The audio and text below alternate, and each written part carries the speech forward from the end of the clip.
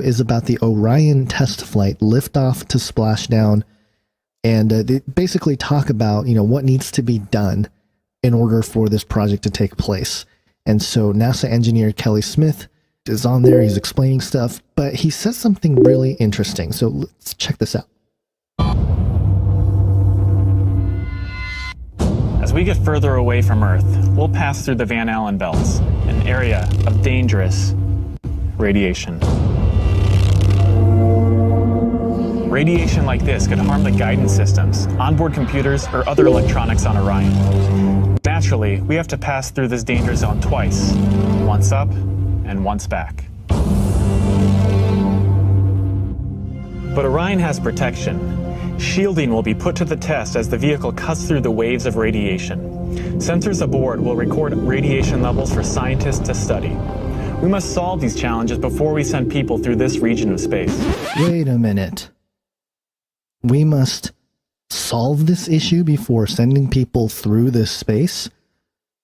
What happened during the moon missions? Didn't they go through the Van Allen belt as well? So, I don't know. Just wanted to point out this discrepancy where in this video, this guy is talking about how the equipment can fail and the navigation can fail and we're going to have to figure this out before we put people through it.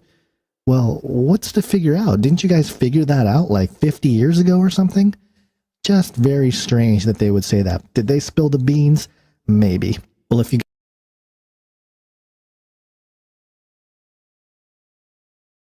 two special guests from International Space Station, Terry Wirtz, the current ISS commander, and Samantha Cristoforetti, the first Italian female astronaut in space.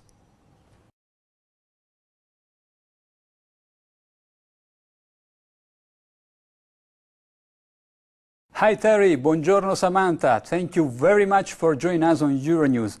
I would like to start by asking how you feel about the other 3 crew members returning to Earth. As the next crew will arrive at the end of March, do you feel a bit lonely up there in space? You know, it was sad seeing.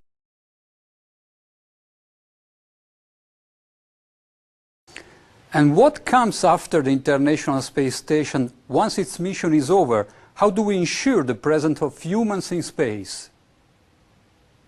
Well, that's a great question. The plan that NASA has is to build a rocket called SLS, which is a heavy lift rocket. It's something that is much bigger than what we have today, and it will be able to launch the Orion capsule with humans on board, as well as landers or other components to destinations beyond Earth orbit. Right now, we only can fly in Earth orbit. That's the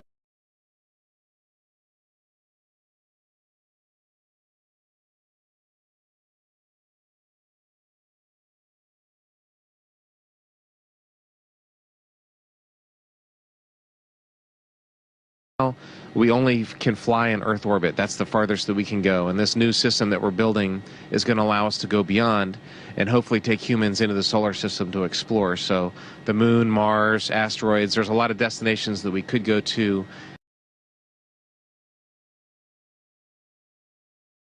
And we're building these building block components in order to allow us to do that eventually.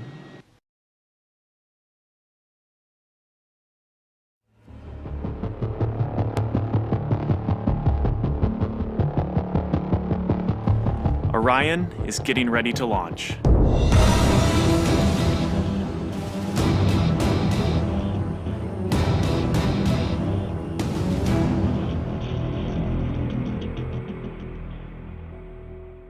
My name is Kelly Smith, and I work on navigation and guidance for Orion.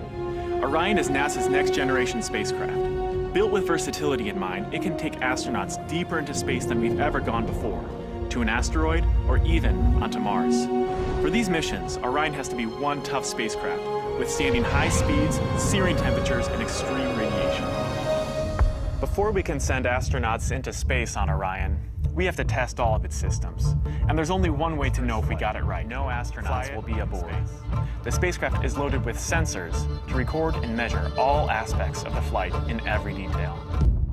It all begins with launch, aboard a Delta IV Heavy. As the spacecraft and the upper stage begin their first lap around Earth, Mission Control in Houston is monitoring the progress of the flight. Orion's over 100 miles up and going about 17,000 miles per hour. Just as it passes over the Indian Ocean, we lose communication. As we get further away from Earth, we'll pass through the Van Allen belts, an area of dangerous radiation.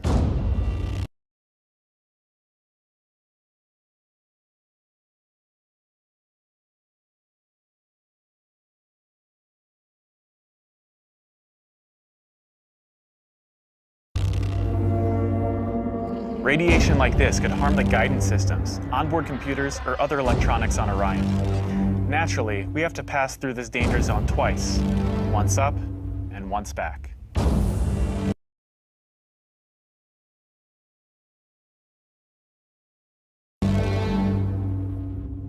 But Orion has protection. Shielding will be put to the test as the vehicle cuts through the waves of radiation. Sensors aboard will record radiation levels for scientists to study. We must solve these challenges before we send people through this region of space.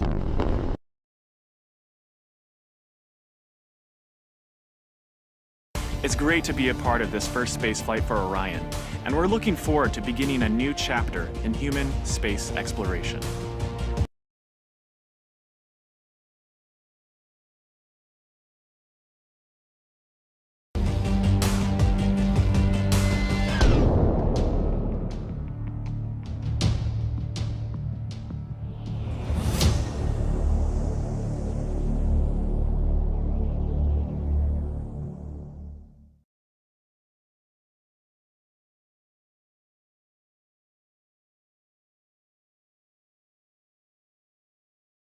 This is a group of social criminals, these people in the space program. Nassholes, I call them. In case you haven't heard, the latest disaster for the rest of the universe is that the United States is going to go to Mars. Okay? Oh, yeah. We're going to go to Mars. And then, of course, we're going to colonize.